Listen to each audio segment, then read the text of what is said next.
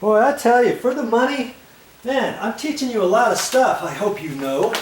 I don't know where else you're going to get this on YouTube. You might find it somewhere.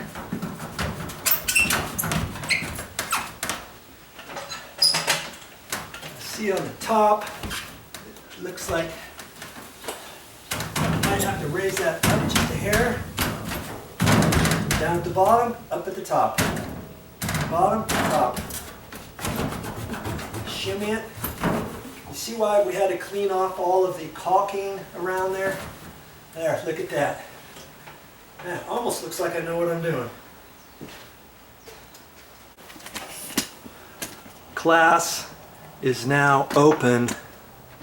Okay, before I screw it in, I just want to show you a few things. The last thing you want to do is install this level and flat. If you do that, you could have some of your water building up in the bottom of your insert and dripping back on the inside. You don't want to do that. So see, you don't want to make it straight. You want the top closer than the bottom. You always want the bottom more. And what I like to do is I also like to get this shipping screw in there, so I don't want to push it in too far. Some people push this almost flush. About cracks me up because it's hard to put the trim on. And I keep it out. I like to get that set screw in. So usually I'll have 1 5/8" at the bottom, and I'll have about 1 1/8" up at the top. That gives the bottom. You see, it's got a 1/2 inch tilting down. So when any water gets in this bottom tray of the insert, it goes out the back and it goes down into the condensate and drain and outside. Okay, so that's how I want it. And so my next step is I've got to line this up. I want 1 5/8", 1 1/8", 1 1/8" over here, 1 5/8" down at the bottom over here, and that's where I'm going to set it. So I may have to kind of look at this and check it a little bit, see what I have to do, and that's my next step. Okay, so hopefully I don't get in your way when I do this. I've got my drill here. I'm going to use my same screws that I took out because they're still in really good condition. And my first thing I'm going to do is I'm going to just do some checking. I'm going to go 1 5/8" at the bottom on both sides, and that's about right. And then I'm going to hold this up. That's 1 1/8", and this side is about 1 inch. So I know this has to be kind of pulled out. And if I want to hold it, sometimes I can take a putty knife up there, tilt it, and put that in and hold it, or a screwdriver, or something like that.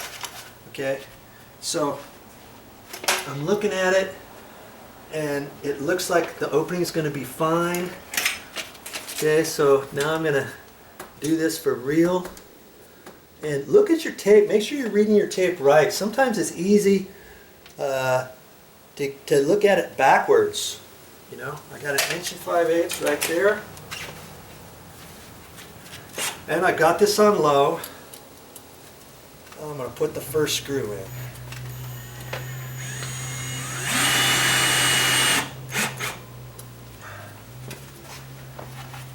And I'm going to look at this and see how that's going. And I've got 1 1/8" right there, and it's kind of moving on me a little bit. So I can take my putty knife. I'm going to take my putty knife. I'm just going to kind of hold it out a little bit and check that.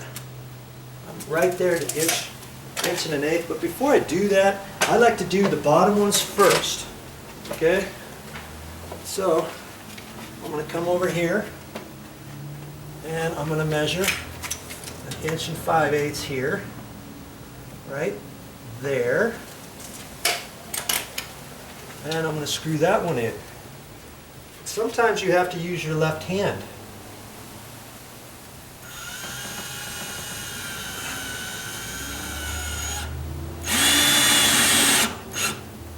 I'm going to make it just snug for right now, in case I have to do any adjustments. Okay, I can pull that out, and I'm going to first check these. Okay, I've got 1 1/8", that's good there. And I've got 1 1/8 inches. That's, wow, that's really good. Because see, sometimes if the opening is tweaked, and this side's 1 inch, and this is 1 1/8 inches, I'll pull this one out to 1 1/4 inches, so I can have this one at 1 1/8 inches, so I can screw that in. Then I can kind of whack on that, and if I can't get it all the way, then I can take my scratch awl and take it like that and bend this sideways a little bit, and then I take my screw and put it in at an angle. So my last one, if it's 1 1/4 inches, I can go that way until this sucks in to 1 1/8 inches. And it works out really good. I used to try to bang this and take my hammer and set it there and kind of hit on it, or reach the back and try to push on it, or have somebody pull it on the other side. Nothing doing anymore. I get one and stick one wherever the other one goes, okay? In this case, it's right on. 1 1/8 inches. You see this angle here? 1.5 inches at the bottom, 1 1/8 inches at the top. You can do it however you want. This is how I do mine. And it almost seems like I'm putting it in the very same screws as the last piece. And I got a magnetic tip on here, so when I put the screw on there, it holds. That kind of helps me. And I'm going to check this here. Hold that up there, and I'm right there at 1 1/8 inches. If anything, I got to kind of hang on to it just a little bit. So I'm going to, and now I'm going to use my left hand again.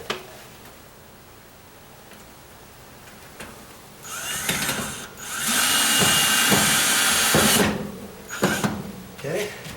Now, remember, I've got that top screw to deal with too. Before I do that, I've got an important step right now to do. Do you know what it is? If you don't, stick around.